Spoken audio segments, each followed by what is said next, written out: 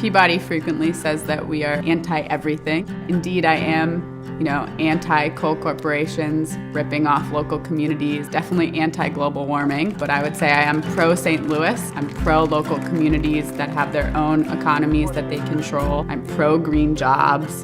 My name is Arielle Klagsbrun, and I'm an organizer with Missourians Organizing for Reform and Empowerment. I grew up in the Boston area with a pretty strong connection to the ocean. And when I was 14 years old, Hurricane Katrina happened. And it was the first time to me that I saw what climate change looked like.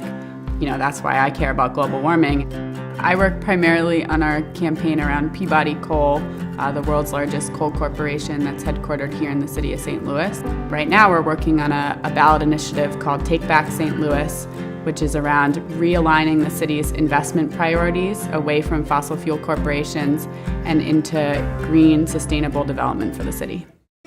Most folks know why we're here. We're about to turn in 36,845 signatures for the Take Back St. Louis initiative, which would realign our city's investment priorities towards a sustainable city. The Take Back St. Louis ballot initiative says that the city can no longer give public financial incentives to any corporation that's involved with mining of fossil fuels. We want our city green and healthy. No more tax breaks for the wealthy. We don't think that billion-dollar corporations need our public money, and we don't think particularly corporations that are profiting off of causing climate change deserve any public money whatsoever. We will stand, we will fight. A greener city is our right. Peabody is the only Fortune 500 company left in this city. Nobody in the city government wants them to leave because they're stuck in a development paradigm that says that corporations bring all the jobs.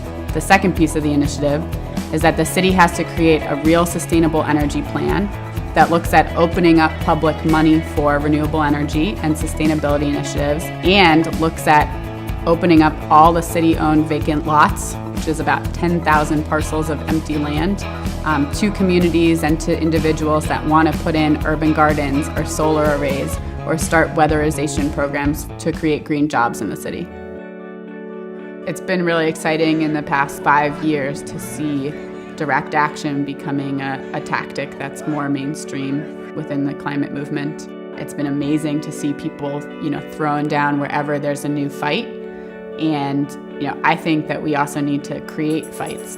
One of the things that has impressed me about Arielle is her ability to work in so many different contexts so effectively. She adapts to whatever the challenges are almost seamlessly and doesn't seem psyched out that you might think somebody her age might be. Part of the way we crafted this initiative was so that it could be replicable in other places.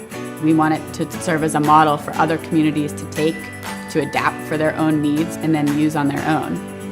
I think we need to open up new fronts against the behemoth that is the fossil fuel industry every single place where they're at. That's the only way that we're going to win.